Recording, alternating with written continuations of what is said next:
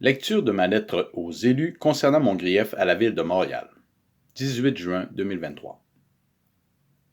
Bonjour madame, chef de division par intérim des relations de travail col bleu et col blanc, ce qui sonne pour moi comme un déjà-vu au niveau de la stabilité du personnel de la ville de Montréal. Notez que vous êtes comme la mairesse qui de nom providentiel me répond et je vous en remercie. Comme préambule, il me faut demander si réellement, à la lecture de ma correspondance du 14 février avec les élus de la ville, il est interprété de ne s'intéresser qu'à mon seul grief et non aux raisons qui l'ont fait naître. Et même si c'était le cas, en quoi me rappeler sa procédure est utile pour témoigner ou rassurer de sa pertinence, de son efficacité et de sa justice. Cependant, je partage votre rappel du rôle de suivi du syndicat à cet égard.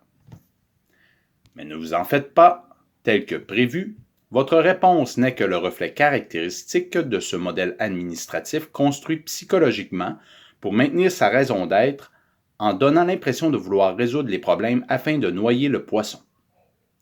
Ce qui est, à la lecture de ma correspondance, l'essence non pas du questionnement, mais de son affirmation documentée.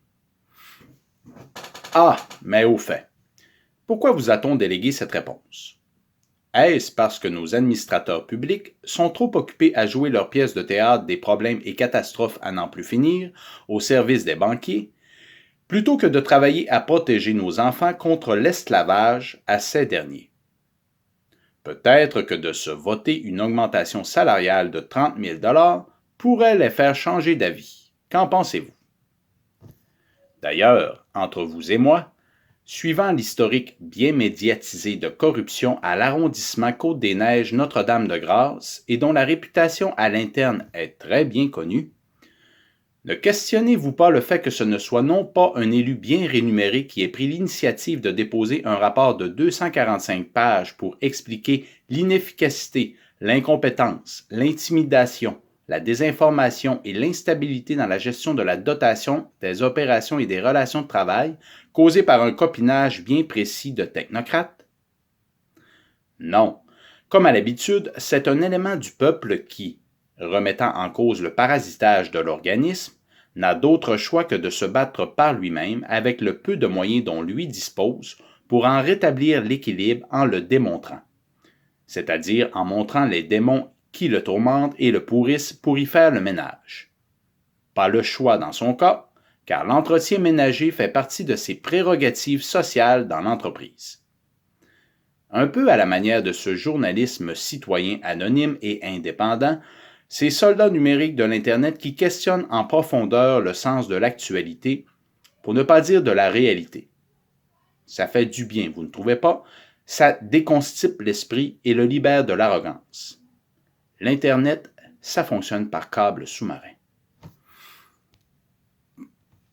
Mais j'y pense. Peut-être serait-il temps pour tous les contribuables de réévaluer toute l'histoire qu'on leur raconte avec ces procès médiatiques indirectement tenus, dont cette poursuite intentée par la Ville de Montréal, à leurs frais, à l'encontre de l'ancienne mairesse de l'arrondissement, Sue Montgomery. Un nom tout aussi providentiel, je dirais. Pour protéger la réputation de qui déjà? Elle dénonçait bien avant moi l'inaction face à cette corruption et a été expulsée du caucus du Parti Projet Montréal de Valérie Plante, dont vous êtes l'émissaire ici. Y avait-il encore une fois un problème de maçonnerie dans la fondation? Il y a ça. Après ça, il y a ça. Non, ça. Hibou. Il y a ça. 666. Level. Non. En tout cas. Mais revenons précisément sur le grief lui-même. Pourquoi, d'après vous, sa résolution traîne-t-elle en longueur telle qu'anticipée? D'autant que cette charmante femme venue d'Afrique qui a remplacé ce charmant bleuet du lac Saint-Jean est devenue après un peu plus d'un an une technicienne en ressources humaines, tout comme ses autres collègues de l'équipe de soutien tels que je le recommandais d'ailleurs. Conséquemment, la difficulté du grief ne vient certainement pas de la preuve technique à faire concernant la nature des tâches réalisées. Peut-être m'accuserez-vous alors de manquer de discernement dans l'implication émotivement inconfortable de reconnaître une injustice de traitement et ses conséquences légales, en faisant un Jacques Parizeau de moi-même par ce subtil lien avec mes origines québécoises 100% hétérosexuelles de mâle, non injecté, blanc, inou, français, écossais, allemand, peut-être américain et je l'espère russe, remontant de façon peu probable à la simiesque Lucie, pour donner l'ultime argument à tous ces manipulateurs de l'émotivité de ce monde contradictoire, qui profitent ou médient de l'ignorance des autres, que je ne suis qu'un suprémaciste intolérant qui ne comprend pas la science médiatique satanique derrière le fait certain de ne pas vouloir adhérer à cet agenda oligarchique 2021, 2030, 2050, d'un nouvel ordre mondial bien lettré et bien coloré, imposant non pas la diversité inclusive, mais l'infamie de sacrifier des enfants à Moloch pour brasser toutes les couleurs et donner un ton de marde à Monopolis. Monopole. De New York à Tokyo, tout est partout pareil. On prend le même métro vers les mêmes banlieues. Tout le monde a la queue leu. Les néons de la nuit remplacent le soleil. Bla bla bla bla bla bla. On aura tous un numéro dans le dos et une étoile sur la peau. On suivra gaiement le troupeau dans les villes de l'an 2000. Wow! Starmania, l'album de 1978, avait de l'avance sur ce magnifique précurseur qu'était Serge Monas. C'est peu dire. Certains diront de la programmation prédictive, d'autres diront la mémoire de la race. Mais je vous rassure tout de suite, j'adhère à mon humanité, suivant ma définition propre, et je suis en mesure de le soutenir.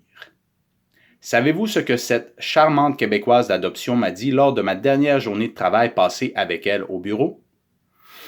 À quelques mots près, qu'elle remerciait le ciel de m'avoir rencontré et placé sur sa route. Je fus touché par cette franchise spontanée, d'autant que c'était la première fois que je la rencontrais et qu'en plus, je me refusais de porter ce masque bleu et ce bâillon imposé à la ville de Montréal. C'est que, voyez-vous, tout en réalisant mes tâches quotidiennes, il me fallait la former sans autre supplément.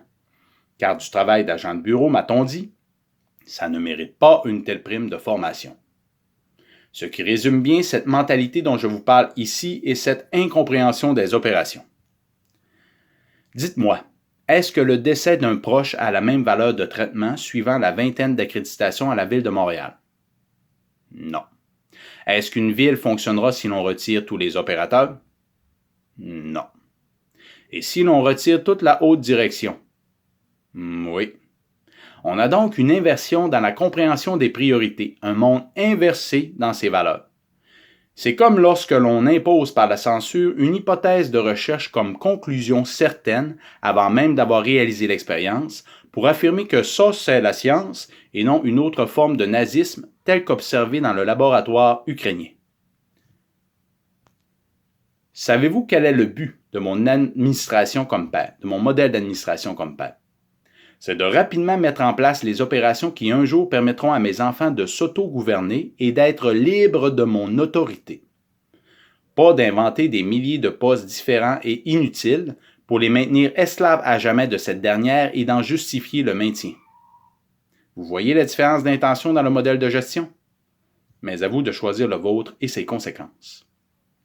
J'ai donc simplement rassuré cette nouvelle collègue d'un jour en lui expliquant certains principes de recherche dans les différents systèmes, tout en étant honnête sur l'ampleur des informations qu'elle allait devoir gérer et de la pression que cela allait exercer sur elle vu l'instabilité de son nouveau milieu de travail.